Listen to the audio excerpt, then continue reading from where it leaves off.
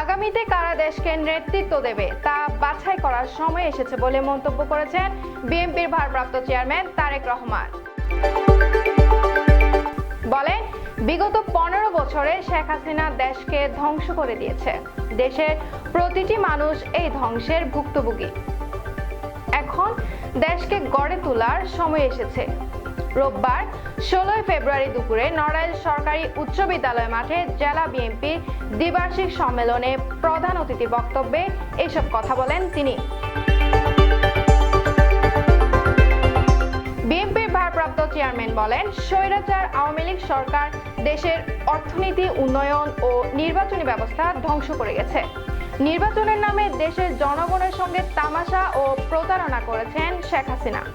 তারেক রহমান বলেন, শেখ হাসিনা বিরোধী দলকে দমন পীড়ন, মিথ্যা মামলা ও গুম করেছে, কাউকে ভোট দিতে দেয়নি।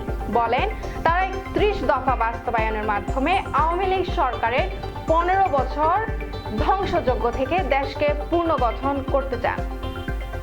দলীয় নেতাকর্মীদের উদ্দেশ্যে তারেক রহমান বলেন, সময় এসেছে দেশকে এগিয়ে নিয়ে যাওয়ার, দেশকে পুনর্গঠনে ঝাঁপিয়ে পড়ার। কোনোভাবেই আর দেশকে পিছিয়ে পড়তে দেওয়া যাবে না। নড়াইল জেলা বিএনপির সভাপতি বিশ্বাস জাহাঙ্গীর আলমের সভাপতিত্বে সম্মেলনের উদ্বোধন করেন বিএনপির চেয়ারপারসনের উপদেষ্টা আমানুল্লাহ আমান।